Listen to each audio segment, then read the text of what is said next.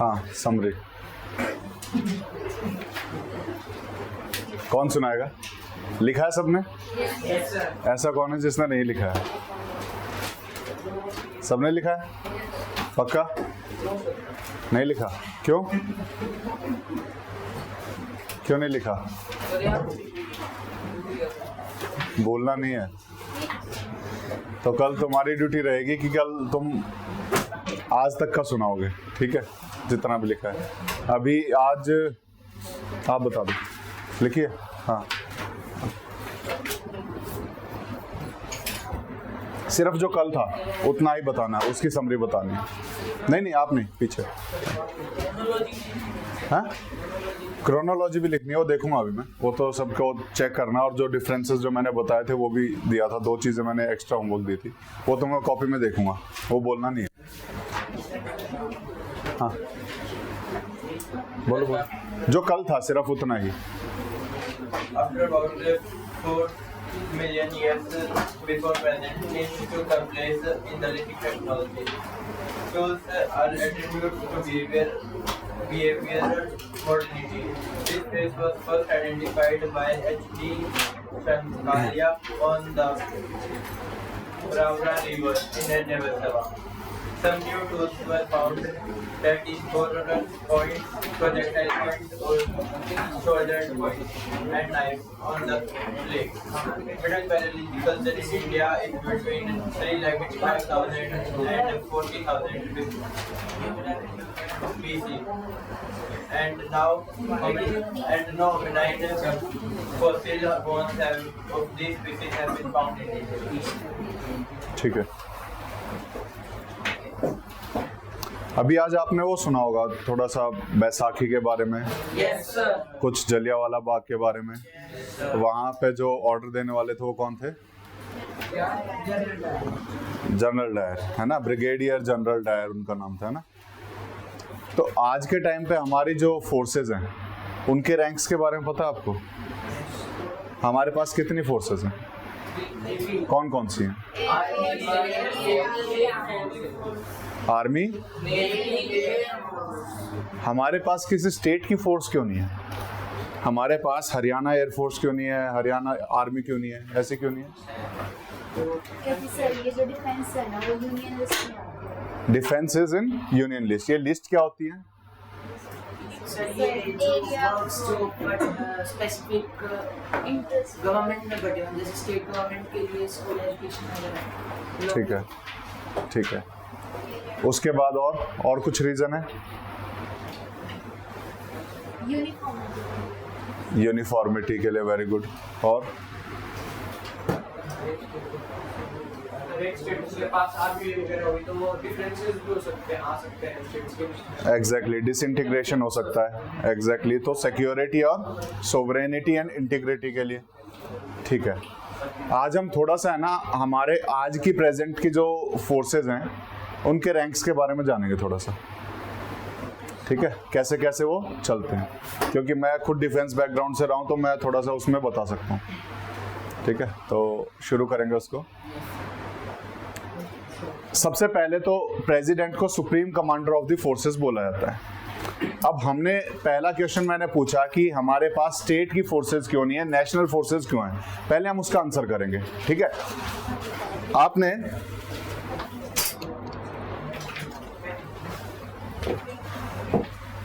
Constitution पढ़ा है? Constitution क्या होता है सर ने बताया होगा, थोड़ा बहुत आइडिया दोगे? Set of rules for any nation, set of rules for any nation. और वो सेट ऑफ रूल्स डिसाइड किसके द्वारा किए जाते हैं? पार्लियामेंट। लेकिन पार्लियामेंट को अप्रूवल कौन दे रहा है? We the people, we the people. हम वोट दे रहे हैं, हम वोट करके किसी को सेलेक्ट कर रहे हैं। वोट करने का मतलब क्या होता है? वोट का मतलब क्या है? Transfer of power. हमारे पास सारी पावर है। डेमोक्रेसी में power lies with the people, democracy में power lies with the people, लोगों के पास। ये वोटिंग का जो तरीका है वो ट्रांसफर ऑफ पावर है। हम अपनी पावर किसी और को दे रहे हैं। पावर क्या है? बेसिकली किसी भी सब्जेक्ट पे डिसीजन लेना, दिस इज पावर। हमारे डिसीजन हम ना लेकर के हमारे लिए कोई और ले रहा है, उसको वो पावर किसने दी? हमने दी। हमने वो पावर कैसे दी? By the voting. ठीक है, तो वो रूल्स जो है सोसाइटी के लिए बनाए जाते हैं। जो कॉन्स्टिट्यूशन हमने बोला, set of rules that are made for society, convenient discipline बनाने के लिए, पब्लिक ऑर्डर मेंटेन करने के लिए। और उसके बाद कि डिसीजंस लिए कैसे जाएंगे, वो डिसीजन लेने वाला कौन होगा, उसमें किसके पास कितनी पावर होगी, ये सारी चीजें उन रूल्स में डिफाइंड होती हैं जो हम कॉन्स्टिट्यूशन में पढ़ते हैं, है ना। तो उसी में एक तो गुड़िया ने बताया कि कुछ हमने सब्जेक्ट्स डिवाइड किए हुए हैं, कुछ लिस्ट डिवाइड की हुई है। तो सबसे पहले तो हम उसके बारे में पढ़ेंगे। ठीक है, एक हमारा शेड्यूल्स पढ़ा है, क्या होते हैं, व्हाट आर शेड्यूल्स, क्या होते हैं। कॉन्स्टिट्यूशन में शेड्यूल्स कुछ होते हैं, ये पढ़ा था शायद आपने। नहीं, शेड्यूल कॉन्स्टिट्यूशन में कुछ हिस्से होते हैं, मैं पहले थोड़ा सा वो बता दूंगा, बाकी सर उसके बारे में और ज्यादा ब्रीफ में बताएंगे। कॉन्स्टिट्यूशन में कुछ चीजें होती है, एक होता है पार्ट, एक होता है आर्टिकल, एक होता है शेड्यूल। ठीक है, क्या क्या चीजें होती हैं?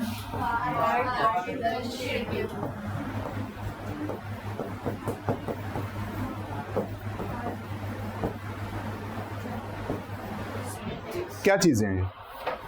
पार्ट क्या है? जैसे आप ये बुक लोगे, हाँ, पार्ट आर लाइक चैप्टर्स। जैसे हमारी बुक में जो चैप्टर्स होते हैं, एक कॉमन इंटरेस्ट की चीजें जब एक साथ लिखी जाए, उन्हें ग्रुप कर दिया जाए, दैट आर पार्ट्स। ठीक है, वो पार्ट्स में डिवाइडेड है। और हमारे कॉन्स्टिट्यूशन में कितने पार्ट हैं? 25 पार्ट्स हैं। देन हमारे आ जाएंगे आर्टिकल्स। उसमें से जब हमने बोला कि हमने कुछ इंटरेस्ट को ग्रुपिंग कर दी, जब उनको हम अलग अलग पढ़ेंगे, हर एक इंटरेस्ट को, हर एक रूल को अलग अलग पढ़ेंगे, तो वो अलग रूल इज आर्टिकल। उसको हम क्या बोलेंगे? आर्टिकल। ये डिफरेंट सेट ऑफ प्रिंसिपल्स हो जाएंगे, अलग अलग प्रिंसिपल्स को अलग अलग हमने डिफाइन कर लिया। Then schedules. शेड्यूल्स क्या होते हैं? These are list. क्या है ये? These are list. जो लिस्ट हमने कॉन्स्टिट्यूशन में ऐड ना करके कॉन्स्टिट्यूशन के बाद में हमने अलग से लिस्ट बना दी। ठीक है, जैसे हम शेड्यूल 1 की बात करेंगे। Schedule 1 is list of state and UTs in India. Schedule 1 क्या है? List of state and UTs in India. ऐसे ही जब हम बाकी सारे शेड्यूल्स के बारे में ना बात करके, जिस पे हम टॉपिक पे बात करेंगे, मैं सीधा उस पे आता हूं। अब हम बात करेंगे 7th शेड्यूल की, जिसके ऊपर हमने बात करनी है। कौन सा शेड्यूल है? 7th schedule. 7th schedule basically related है डिवीजन ऑफ पावर से। Division of power between state and union. Division of power between state and union. और इसके लिए इसमें 3 लिस्ट दी गई है। कितनी लिस्ट है? 3 लिस्ट है। शेड्यूल है, लिस्ट होंगी, तो 3 लिस्ट है। कौन कौन सी लिस्ट है? First is union, state, concurrent list. इनके अंदर कुछ सब्जेक्ट होते हैं। वो सब्जेक्ट क्या है?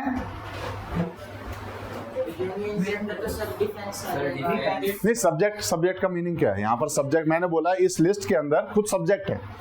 यूनियन लिस्ट में कुछ सब्जेक्ट है। ठीक है, अराउंड 97 या 98 सब्जेक्ट आज के टाइम पे यूनियन लिस्ट में है। तो वो क्या है? 97 या 98 सब्जेक्ट है, तो वो क्या है? वो पावर्स है उनकी कि वो किस किस चीजों के ऊपर रूल्स बना सकते हैं, वो किस किस चीज को कंसीडर कर सकते हैं। तो वो एरियाज डिफाइन किए हुए हैं। तो वो एरियाज हैं कि आप किस एरिया में काम करोगे, तो ये उन लिस्ट में दिए हुए हैं। तो ऐसे ही सिक्योरिटी, नेशनल सिक्योरिटी की जहां बात आती है, that is in union list. सबसे पहली चीज तो ये होगी। इसीलिए हमारे पास नेशन की आर्मी होती है, किसी स्टेट की आर्मी नहीं होती। लेकिन स्टेट में पब्लिक ऑर्डर होता है। स्टेट में एक सब्जेक्ट है जिसको हम बोलते हैं पब्लिक ऑर्डर। ये स्टेट में आता है। तो पब्लिक ऑर्डर मेंटेन करना है। पब्लिक ऑर्डर कैसे मेंटेन करेगा स्टेट? स्टेट अपनी पुलिस बनाएगा। क्या बनाएगा? इसीलिए इंडियन पुलिस नहीं होती, हरियाणा पुलिस है, राजस्थान पुलिस है, दिल्ली पुलिस है। वो किस लिए है? क्योंकि पब्लिक ऑर्डर है। क्योंकि क्या है? पब्लिक ऑर्डर है। हमने अभी बोला हम इंडियन नेवी, इंडियन एयरफोर्स और इंडियन आर्मी की बात करेंगे। वो किस लिए है? क्योंकि यूनियन लिस्ट बोलती है नेशनल सिक्योरिटी यूनियन का सब्जेक्ट है। उसके साथ साथ कॉन्स्टिट्यूशन में एक और जगह कुछ चीज लिखी हुई है। क्या लिखी है वो हम देखेंगे। जब हम आर्टिकल की बात कर रहे थे तो एक आर्टिकल है आर्टिकल 355, लिखने की जरूरत नहीं है, ये जो लिखने की जरूरत होगी वो मैं बता दूंगा, ठीक है। एक आर्टिकल है आर्टिकल 355 हमारे कॉन्स्टिट्यूशन में। आर्टिकल 355 ड्यूटी बताता है यूनियन की। आर्टिकल 355 में ड्यूटी लिखी हुई है यूनियन की, उसमें लिखा हुआ है it is the duty of the union to protect the state. It is the duty of the union to protect the state. उस स्टेट को प्रोटेक्ट करने के लिए यूनियन ने जिम्मेदारी ली हुई है, तो इसीलिए सबके प्रोटेक्शन की जिम्मेवारी किसके पास है? नेशन के पास है, यूनियन के पास है। और इसीलिए हम इंडियन आर्मी यूज करते हैं, क्योंकि वो इंडियन आर्मी पूरे इंडिया को प्रोटेक्ट करेगी। इंडियन नेवी यूज करते हैं, पूरे इंडिया को प्रोटेक्ट करेगी। इंडियन एयरफोर्स यूज करते हैं, पूरे इंडिया को प्रोटेक्ट करेगी, क्योंकि ये हमारे ड्यूटी दी गई है यूनियन को। और इसी ड्यूटी के तहत वो इंडियन नेवी, इंडियन आर्मी और इंडियन एयरफोर्स नाम पड़ा। क्लियर है? तो ये दो चीजें हम आपको पता होनी चाहिए। अब उसके बाद जो आपको लिखनी है चीजें, सबसे पहले जब हम आर्म्ड फोर्सेस की बात करेंगे,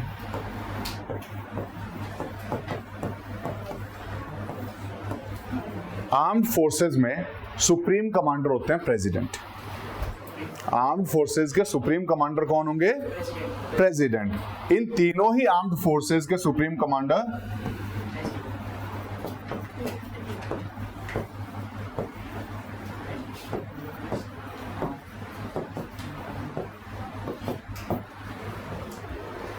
ठीक है, क्लियर है? सिर्फ डिफेंस मिनिस्टर, डिफेंस मिनिस्टर इनका कमांडर नहीं होता, वो एग्जीक्यूटिव है, वो इनको आदेश देगा। लेकिन फाइनल जो होगा, जैसे मैं इसको सुप्रीम कमांडर क्यों बोल रहा हूं, जैसे मैंने बोला कि आर्टिकल 355 में लिखा हुआ it is the duty of the union to protect the state. President के हाथ में पावर होती है to declare war and peace. हम किसी देश के साथ वार में हैं, ये डिक्लेयर कौन करेगा? प्रेसिडेंट डिक्लेयर करेगा। हमने कारगिल वॉर लड़ा, बट दैट वाज नॉट वार। अगर हम उसको डेफिनेशन के हिसाब से जाएं तो वो वार नहीं था, क्योंकि प्रेसिडेंट ने उसको डिक्लेयर ही नहीं किया था। वो स्ट्रगल थी हमारी आपस में, बीच में, इंडिया और पाकिस्तान के बीच में, ठीक है। तो इसीलिए वार की भी एक डेफिनेशन होती है, जब तक प्रेसिडेंट उसको डिक्लेयर ना करे उसको हम वार नहीं कह सकते, ठीक है। तो प्रेसिडेंट डिक्लेयर करता है, और प्रेसिडेंट डिक्लेयर करेगा तब इनको जो है कमांड देगा, ठीक है। जो भी हमारे चीफ होते हैं उनको कौन अपॉइंट करेगा? प्रेसिडेंट अपॉइंट करेगा। तो प्रेसिडेंट की ड्यूटी है। लेकिन प्रेसिडेंट हर समय उनके ऊपर नहीं बैठा रह सकता, इसीलिए प्रेसिडेंट ने अपना एक ऑफिसर लगा दिया कि आप जो है इनको कंट्रोल करो, तो वो डिफेंस मिनिस्टर है, ही इज द एग्जीक्यूटिव। वो पूरे डिफेंस को कंट्रोल कर रहा है, डिफेंस से रिलेटेड कुछ भी चीजें वो कर रहा है, लेकिन final authority lies with the president. इसीलिए इसको हम हेड ऑफ द स्टेट बोलते हैं। प्रेसिडेंट को हम क्या बोलते हैं? Head of the state. चाहे आप लेजिस्लेचर में चले जाओ, लेजिस्लेचर में भी हेड ये हैं।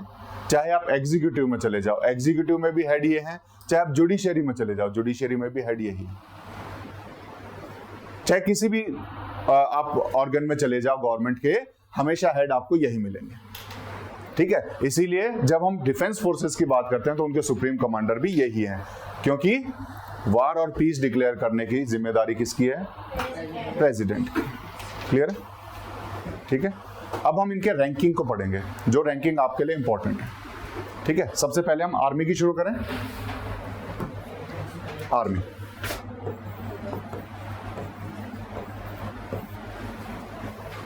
मैं बात कर रहा हूं कमीशन्ड ऑफिसर्स की। किनकी बात कर रहा हूं? कमीशन्ड ऑफिसर्स की। कमीशन्ड ऑफिसर्स में जब भी कोई ज्वाइन करता है तो सबसे पहली पोस्ट क्या होती है? लेफ्टिनेंट। स्पेलिंग कौन बताएगा?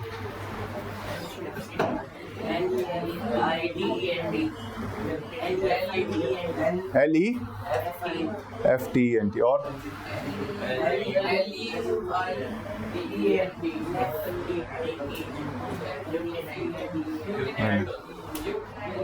ल्यूटिनेंट होती है। स्पेलिंग बताओ।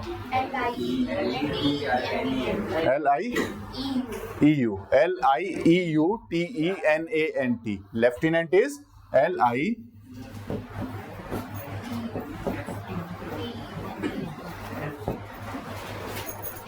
This is lieutenant.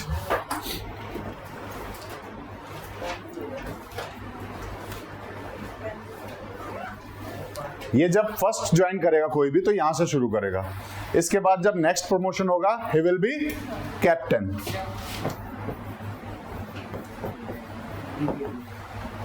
इसके बाद मेजर, इसके बाद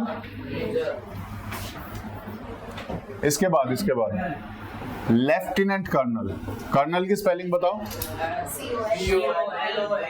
COLONEL, लेफ्टिनेंट कर्नल। ठीक है, इसके बाद कर्नल।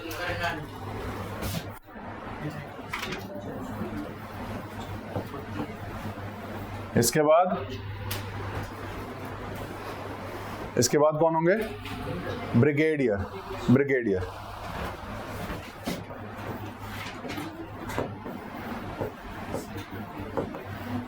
इसके बाद कौन? Major general. इसके बाद आएंगे मेजर जनरल।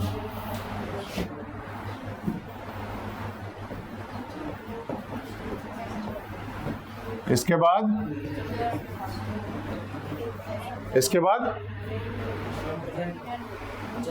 Lieutenant general.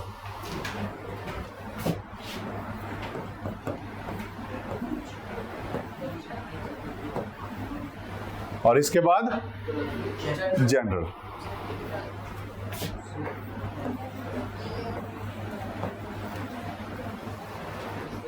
और इसको हम बोलते हैं चीफ ऑफ आर्मी स्टाफ।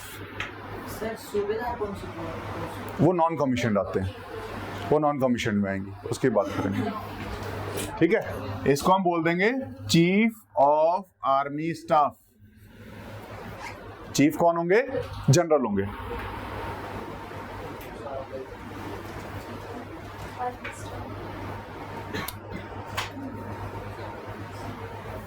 ठीक है, ये हो गए आर्मी।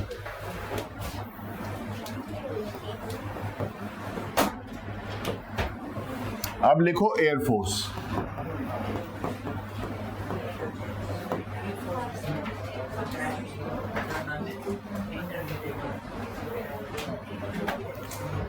जो लेफ्टिनेंट होता है इसके सामने एयरफोर्स में जो फर्स्ट रैंक आता है दैट इज फ्लाइंग ऑफिसर।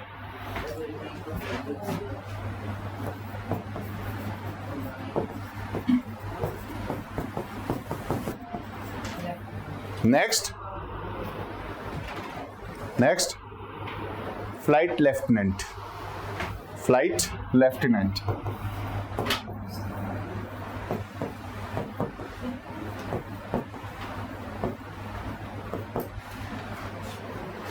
इसके बाद स्क्वाड्रन लीडर, इसके इक्विवेलेंट होगा SQUADRON, स्क्वाड्रन लीडर। फिर एग्जैक्टली विंग कमांडर।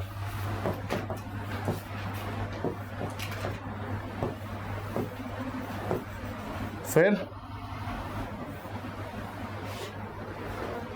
आगे ग्रुप कैप्टन।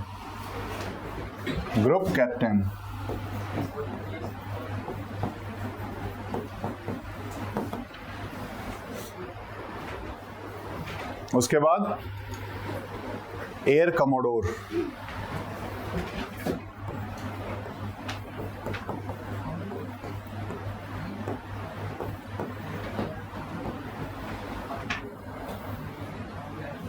यहां पर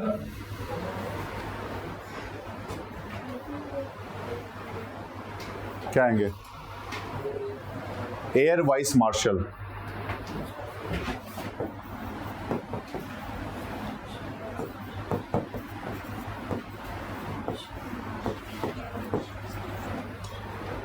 उसके बाद आएंगे एयर मार्शल।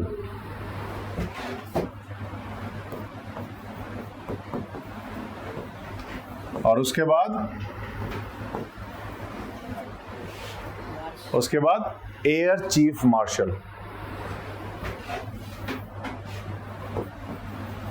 एयरफोर्स है ना, इसलिए एयर लगा दिखाई देगा आपको।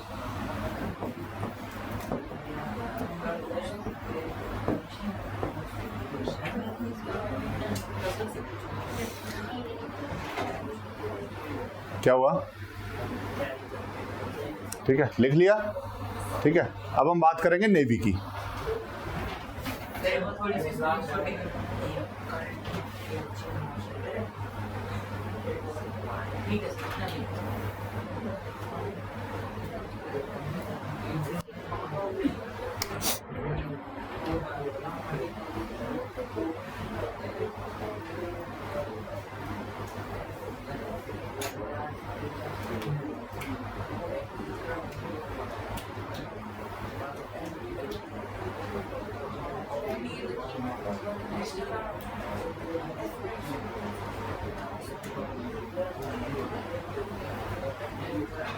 सर वो लास्ट में क्या होता है? कहाँ पर? आर्मी में। चीफ ऑफ आर्मी स्टाफ लिखा है। कौन सा? यहाँ पर लेफ्टिनेंट। लेफ्टिनेंट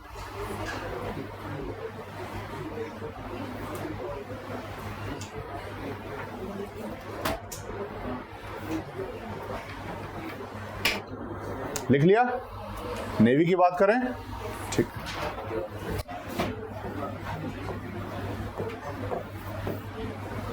नेवी में आप एयरफोर्स से कंपेयर कर सकते हो सीधा सीधा। यहां विंग कमांडर हैं तो यहां कमांडर होते हैं। यहां ग्रुप कैप्टन है तो यहां कैप्टन होते हैं। यहां एयर कमोडोर है तो यहां कमोडोर होते हैं। क्या चीज? ना, वाइस मार्शल नहीं होगा यहाँ पे। यहाँ रियर एडमिरल आएगा यहाँ पर, क्योंकि यहाँ पर एडमिरल होते हैं जो इनके चीफ होते हैं। ठीक है, तो रियर एडमिरल जो सबसे पीछे हैं, रियर एडमिरल। फिर वाइस एडमिरल, और उसके बाद एडमिरल, और उसके बाद। ठीक है, क्लियर है? कमांडर से जस्ट पहले होंगे लेफ्टिनेंट कमांडर।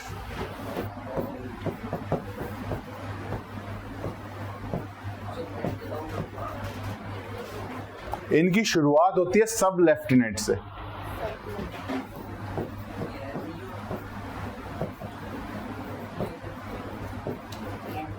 और उसके बाद ये बनते हैं लेफ्टिनेंट।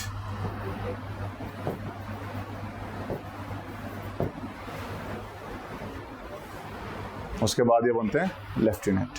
सर कमीशन पोस्ट और अनकमीशन पोस्ट का डिफरेंस? कमीशन पोस्ट होती है बेसिक। देखो, अभी पहले तो मैं आपको दो चीजों में बताऊंगा। एक होती है गजेटेड पोस्ट और एक होती है नॉन गजेटेड पोस्ट। पहले इसमें डिफरेंस पता होना चाहिए। गजेटेड पोस्ट वो होती हैं जिनका नाम गजेट में आता है। गजेट में प्रेसिडेंट गजेट इशू करता है हर साल। जब भी प्रमोशन होता है तो कुछ पोस्ट के लिए गजेट इशू होता है। जिनका नाम उस गजेट में आता है वो होते हैं गजेटेड ऑफिसर्स, और वो किसी रैंक से ऊपर वालों के ही नाम आते हैं उसमें, नीचे के रैंक वालों के नाम नहीं आते हैं। ठीक है, जैसे किसी किसी सर्विसेज में सब इंस्पेक्टर से ऊपर वाले गजेटेड हो जाएंगे, किसी किसी में इंस्पेक्टर से ऊपर वाले गजेटेड होंगे, किसी किसी में यहां से गजेटेड शुरू होंगे। ये गजेटिंग वाला जो है हर फील्ड में अलग अलग लेवल से शुरू होता हुआ मिलेगा। ठीक है, किसी किसी में नायब तहसीलदार गजेटेड भी है और वहीं किसी कई जगह पे नायब तहसीलदार गजेटेड नहीं भी है। वो डिपेंड करेगा कि गजेट में नाम आ रहा है कि नहीं आ रहा। ठीक है, वो अलग अलग रूल्स हैं। कमीशन कौन से होते हैं? नहीं, गजेटेड इससे नीचे से ही शुरू हो जाएंगे, उनका नाम गजेट में आ चुका है। कमीशन्ड ऑफिसर होते हैं जिनको कमीशन किया जाता है, जिनको डायरेक्टली ऑफिसर रैंक पे अपॉइंट किया जाता है। Those are commissioned officers. ठीक है ना, तो उनकी कमीशनिंग होती है, उनका अपॉइंटमेंट नहीं होता। जो प्रमोशन लेके आए वो कमीशन्ड ऑफिसर बन जाएंगे क्योंकि उनको बाद में कमीशनिंग मिल गई है। वो गजेटेड हैं और साथ में कमीशन्ड भी हैं। लेकिन इससे नीचे के ऑफिसर्स हैं वो गजेटेड तो हैं लेकिन कमीशन्ड नहीं है। इससे जो नीचे के ऑफिसर्स हैं ये सब कमीशन्ड भी हैं और गजेटेड भी हैं। ये सब कमीशन्ड भी हैं और गजेटेड भी हैं। इससे नीचे के कुछ रैंक्स गजेटेड तो हैं लेकिन कमीशन्ड नहीं है। ठीक है, नॉन कमीशन बोलते हैं उसे, नॉन कमीशन बोलते हैं। ठीक है,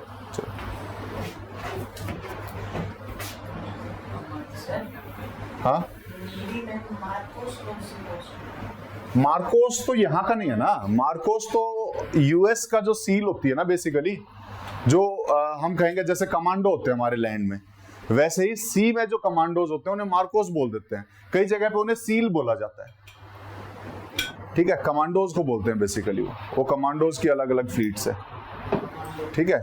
लैंड में कमांडो हो गए, वहां पे सील और मार्कोस होते हैं। स्टार्टिंग में किसी को इन ऊपर मिल सकती है? स्टार्टिंग में नहीं मिलती है, सबसे छोटी आंटी। हाँ। कहीं पे भी शुरू करोगे तो शुरुआत आपकी यहीं से होगी, इन पोस्ट से।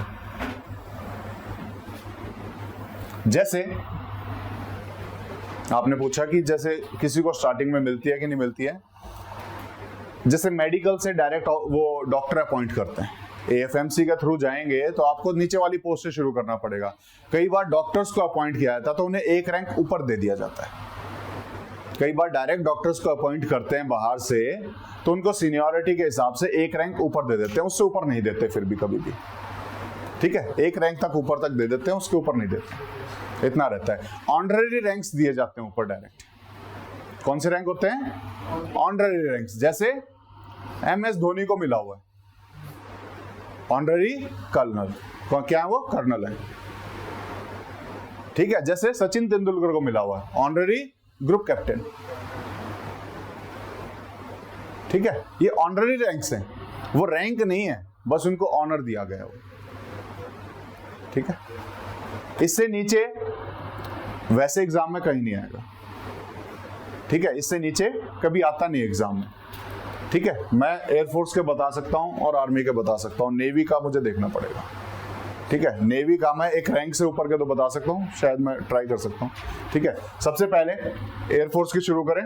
एयरफोर्स में सबसे नीचे आता है एयरक्राफ्ट्समैन,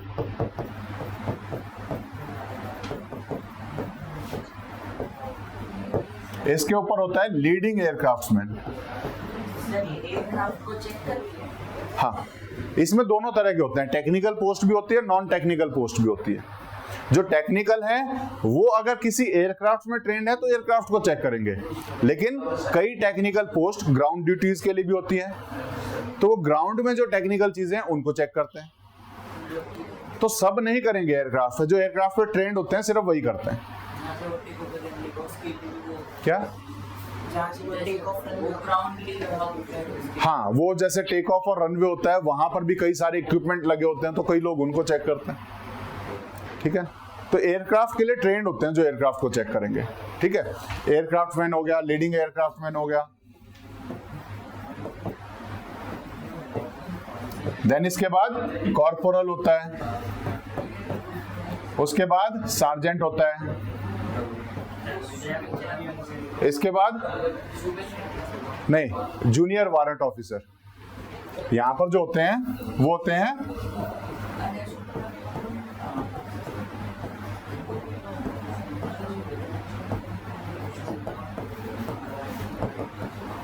इसके ऊपर होते हैं वारंट ऑफिसर,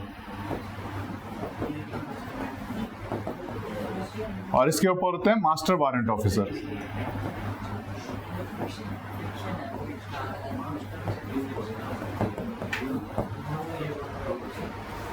ठीक है, ये सब है नॉन कमीशन्ड पोस्ट। इस नॉन कमीशन्ड में भी दो तरह का डिवीजन पाया जाएगा। ये जो ऊपर की 3 पोस्ट हैं इन्हें हम बोलते हैं जेसीओज, जूनियर कमीशन्ड ऑफिसर्स। क्या बोलते हैं? Junior commissioned officers. और इसके नीचे वालों को बोलते हैं non commissioned officers, NCOs, non commissioned officers. ठीक है, तो इसके नीचे का जो बाइफर्केशन है वो इस तरीके से है, non commissioned officers and junior commissioned officers.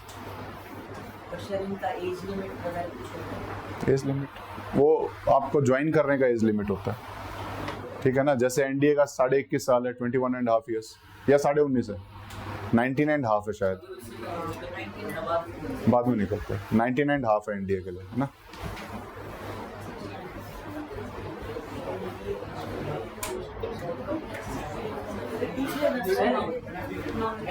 NDA के बाद डायरेक्ट कोर्स एनडी के बाद जो पोस्ट मिलती है वो ये वाली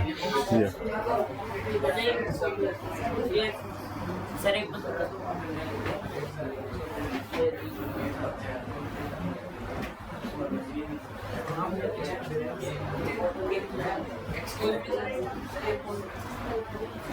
हाँ बताओ। हाँ मैं एयरफोर्स में, मैं नीचे से दूसरी पे था, यहाँ नहीं इसके नीचे वाले में।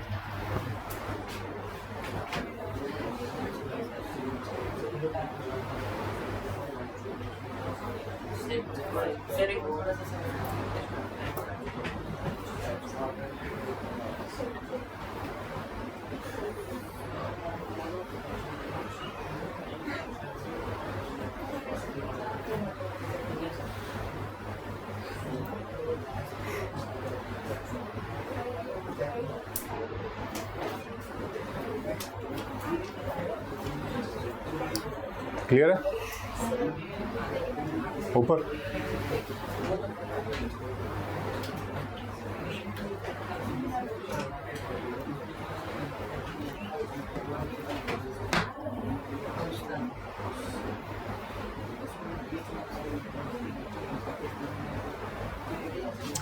यहाँ पर नेवी, अगर आर्मी की बात करें ना, इसके बराबर यहाँ पे होता है नायब सूबेदार। इसके क्या हुआ, क्या हुआ? वारंट ऑफिसर के सामने होता है सूबेदार, और यहां पर होता है सूबेदार मेजर।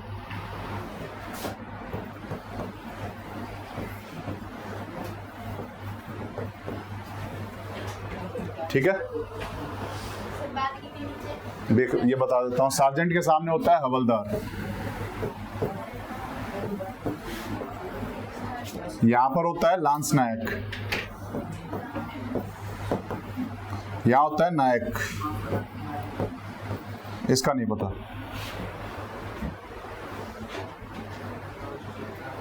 नायक का क्या काम है? नायक का क्या काम है?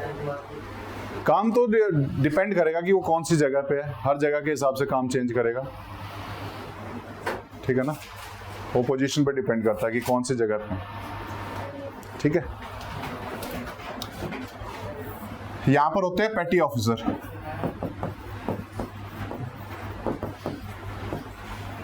ये होते हैं चीफ पेटी ऑफिसर।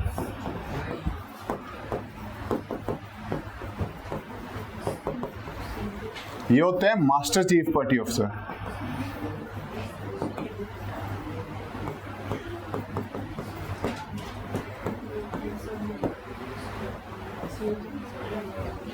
क्लास 2 या सेकेंड क्लास, और ये भी होता है मास्टर चीफ पेटी ऑफिसर। सर सेकंड क्लास का क्या मतलब है? बताता हूँ, ये होता है फर्स्ट क्लास।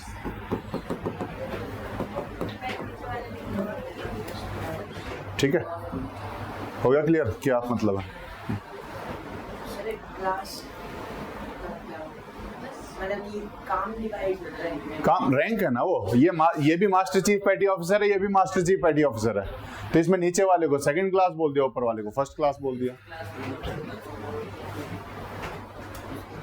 सर जो नॉन कमीशन के ऊपर मैंने 3 है उनको क्या बोलते हैं? JCOs, junior commission officers. पेटी ऑफिसर के नीचे का नहीं पता, लेकिन यहाँ नीचे बता सकता हूँ दो में। एक होता है सीमैन, और ये होता है लीडिंग सीमैन।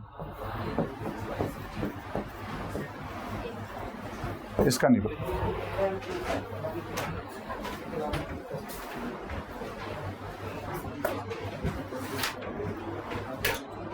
ठीक है, तो ये रैंकिंग है, और आपके लिए जो एग्जाम के लिए इंपॉर्टेंट है वो ऊपर वाली है, कमीशन ऑफिसर्स। ठीक है, आगे किसी भी एग्जाम में वो कमीशन ऑफिसर्स का पूछ लेते हैं कि इसके इक्विवेलेंट कौन है। हाँ, एफ कैट वो एयरफोर्स में जाने के लिए, कमीशन ऑफिसर्स के लिए। NDA होता है तीनों के लिए, CDS होगा तीनों के लिए। ठीक है, हाँ बिल्कुल दे सकते हैं। सर जो मेनली पैटर्न फील्ड में जो जाते हैं वो ये अनकमीशन करते हैं। सब जाते हैं, सब जाते हैं, मतलब कि जो मेजॉरिटी ऑफ द नंबर होते हैं ये अनकमीशन होते हैं। क्योंकि लार्ज नंबर में यही है, लार्ज नंबर में यही है। 85-15% के आसपास का रेशियो रहता है। 85% ये है, 15% ऊपर है। ठीक है, क्लियर है? चलो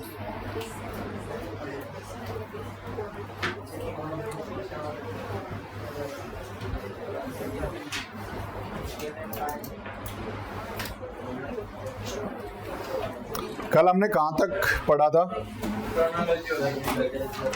Chronology। ये हो गया। डिस्ट्रीब्यूशन हम पढ़ रहे थे, है ना? Yes sir। ठीक है, तो डिस्ट्रीब्यूशन पढ़ लें। थोड़ा टाइम बचा है तो उसको कर लेते हैं।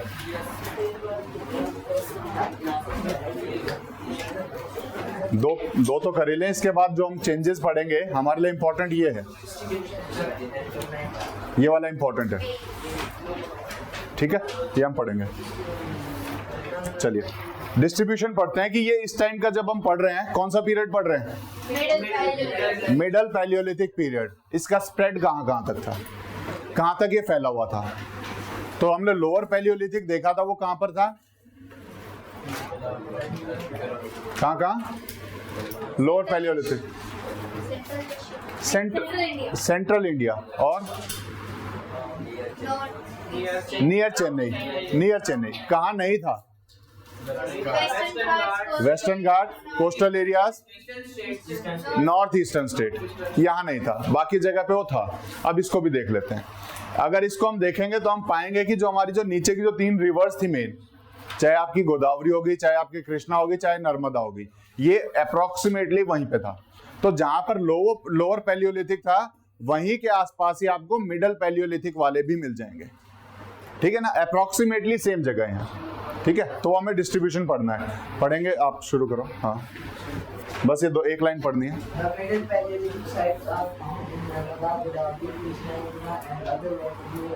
बस ठीक है, तो कहाँ पे है? नर्मदा, गोदावरी। नर्मदा नदी कहाँ पर है? यहाँ कहाँ पे है? गुजरात में। यहाँ पे ये है नर्मदा। ठीक है, तो एक तो ये एरिया हो गया। गोदावरी कहाँ है? ये गोदावरी है, और कृष्णा उसके नीचे। यमुना कहाँ पर है? ये वाली। ठीक है, तो ये लोकेशंस हैं, इन रिवर्स के आसपास से बस रहे थे। ठीक है ना, कहाँ पर थे ये? इन रिवर्स के आसपास ये जाके सेटल हो रहे थे, और यहीं पर इनके टूल्स मिले हैं। टूल्स में क्या क्या चेंजेस आए थे?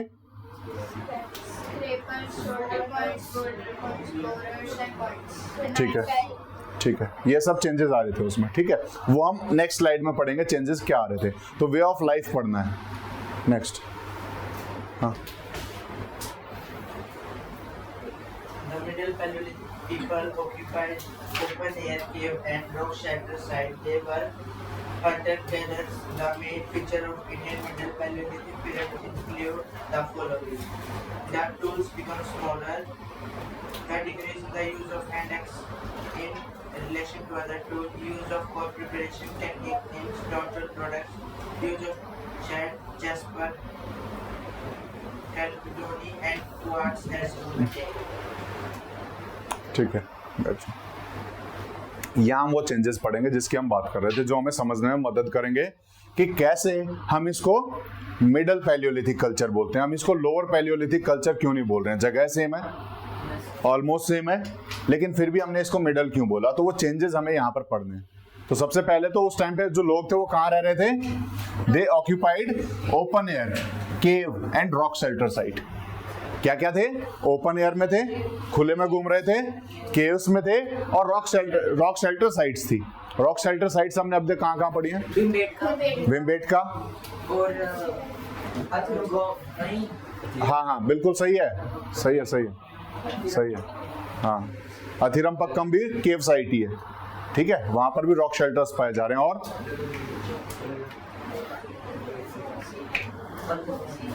हुंगसी वैली नहीं, हुंगसी वैली अभी तक हमने पढ़ी नहीं है इसमें। गुदियाम और अथिरम पक्कम ऑलमोस्ट सेम जगह पे हैं, दोनों बहुत ज्यादा दूर नहीं है, बिल्कुल नजदीक नजदीक है। ठीक है, तो गुदियाम हमने पढ़ा था नियर चेन्नई। तो ये हमने रॉक शेल्टर साइट या फिर केव साइट्स पढ़ी थी। ठीक है, तो ये केव्स में रह रहे थे, रॉक शेल्टर्स में रह रहे थे और ओपन एयर में भी रह रहे थे। देवर हंटर गैदरर्स, पढ़ चुके हैं, हंटर गैदरर्स थे, सेटल्ड लाइफ नहीं जी रहे थे, हंटिंग करके जी रहे थे और रूट्स को गैदर करते थे।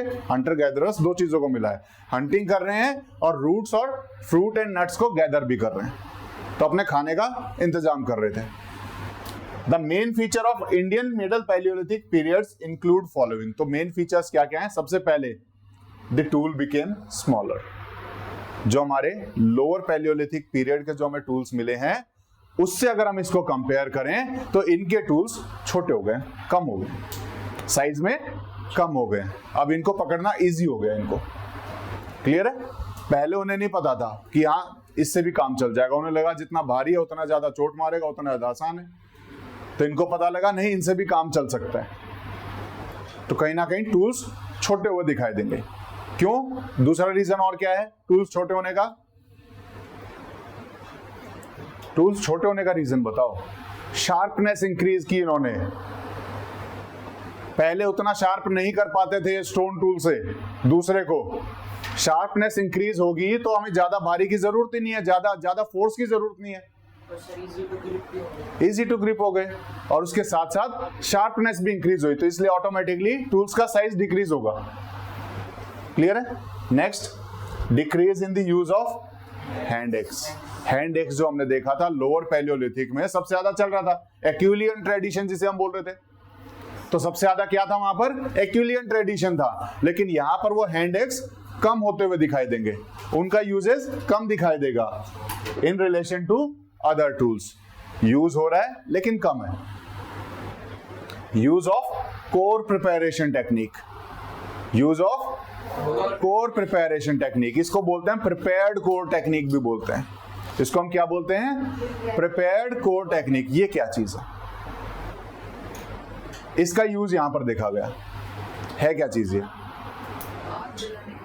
आग जलाने के लिए नहीं है। हम जो टूल्स बना रहे हैं, ठीक है ना, उसको इस टेक्निक से बना रहे हैं, तो वो क्या है वो हम समझ लेते हैं।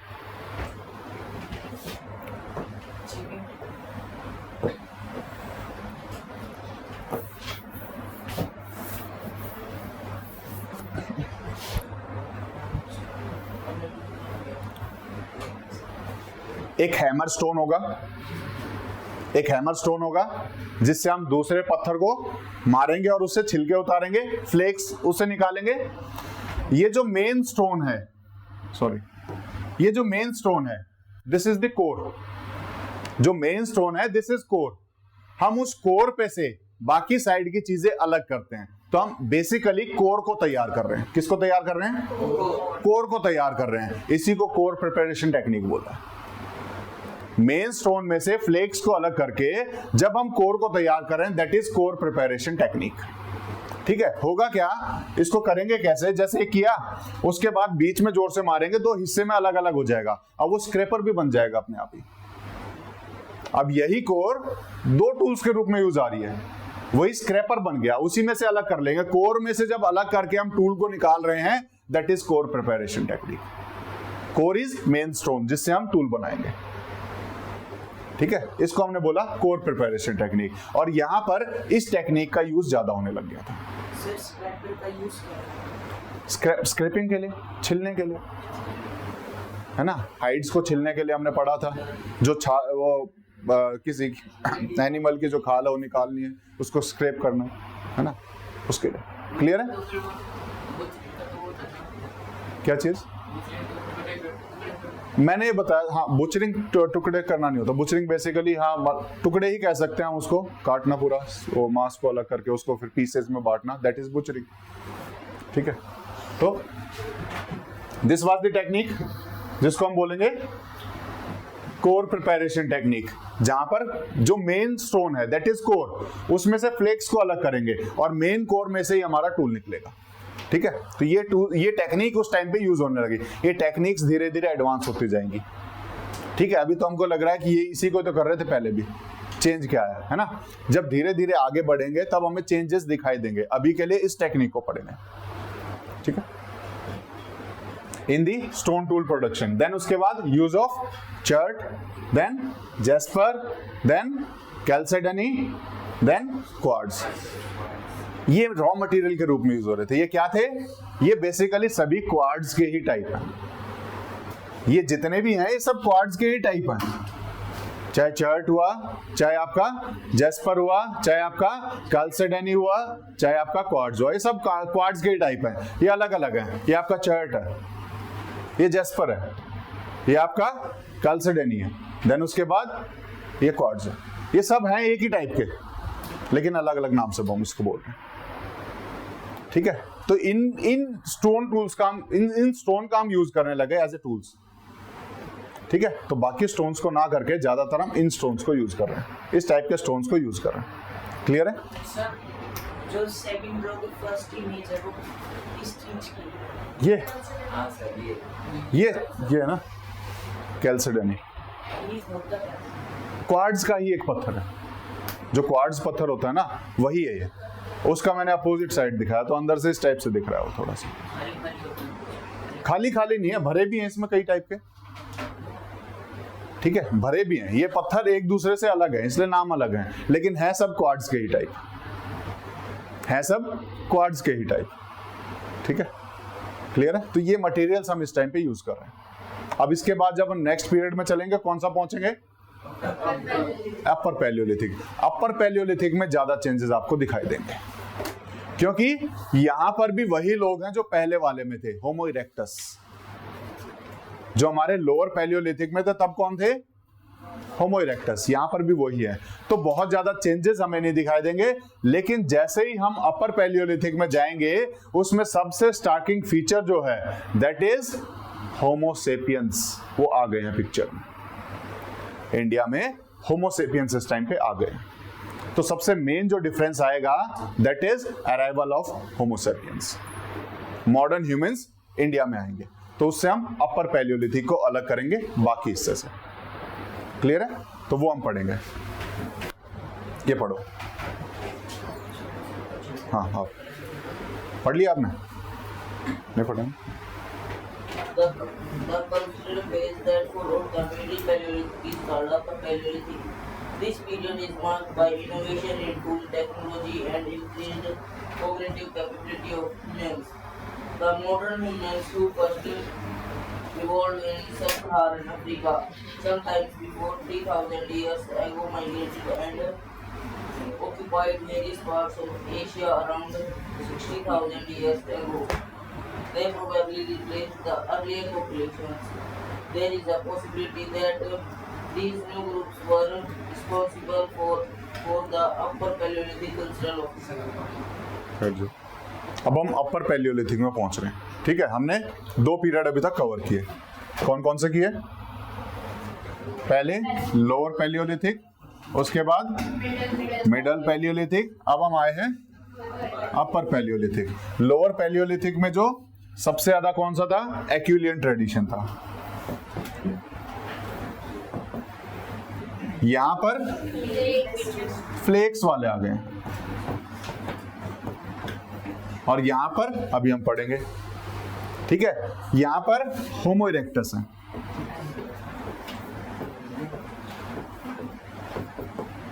आपको यहां पर कौन मिलेगा? नर्मदा,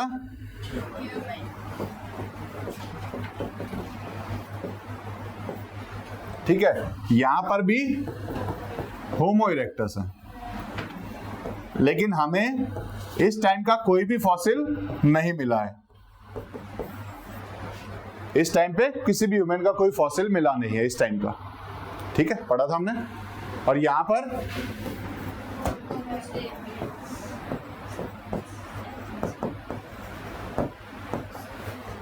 पर टूल्स का साइज लार्ज हो रहा है, यहां पर उससे थोड़ा सा स्मॉल हुआ है। और यहां पर इसको हम माइक्रोलिथ बोलेंगे। यहां पर हम उसको माइक्रोलिथ बोलेंगे। Micro is very small. तो बहुत छोटे स्टोन टूल यहां पर बनते हुए दिखाई देंगे, उतनी शार्पनेस आ जाएगी, यानी कि एडवांसमेंट हमें दिखाई दे रहा है।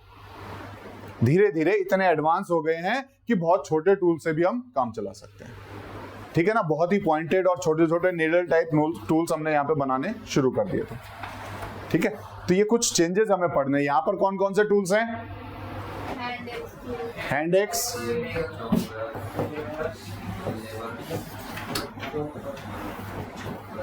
क्लेवर और यहां पर इसके अलावा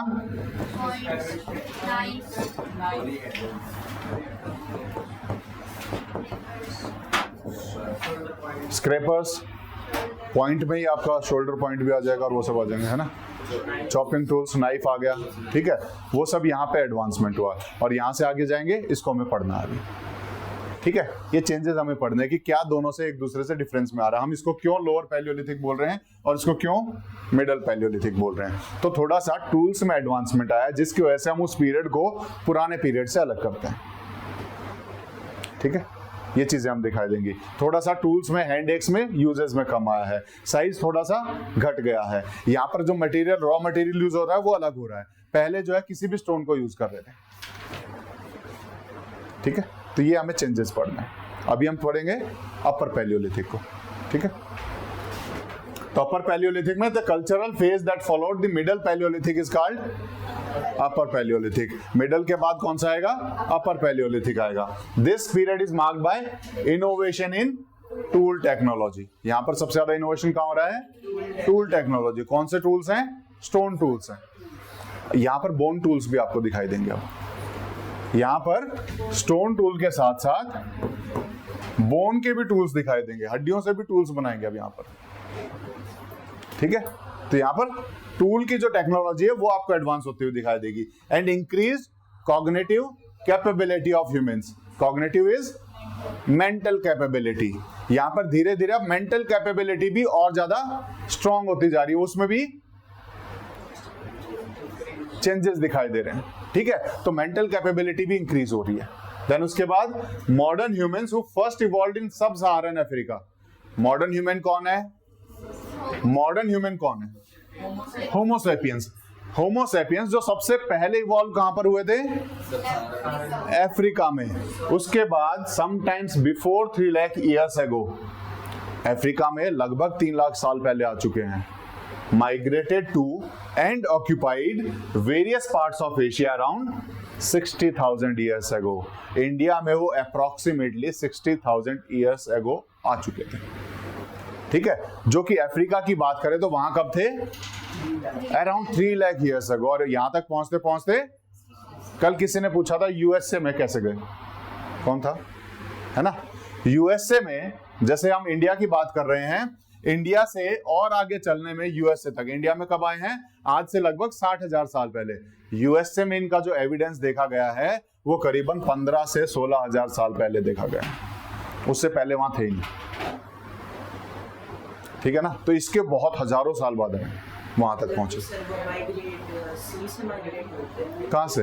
अलास्का के थ्रू एक वो बेरिंग स्ट्रेट है, वहां पर थोड़ा सा मतलब एरिया जो है, पैसेज जो है वहां पर, अब जैसे भी उन्होंने किया होगा वो तो वही जाने।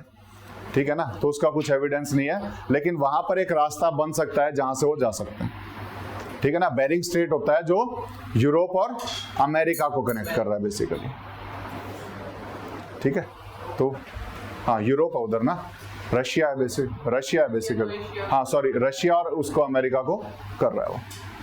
ठीक है ना, रशिया से अलास्का में पहुंचेंगे हम। हाँ, अलास्का में पहुंचेंगे। Alaska is part of America, जिसको उसने रशिया से खरीदा था पैसे दे करके।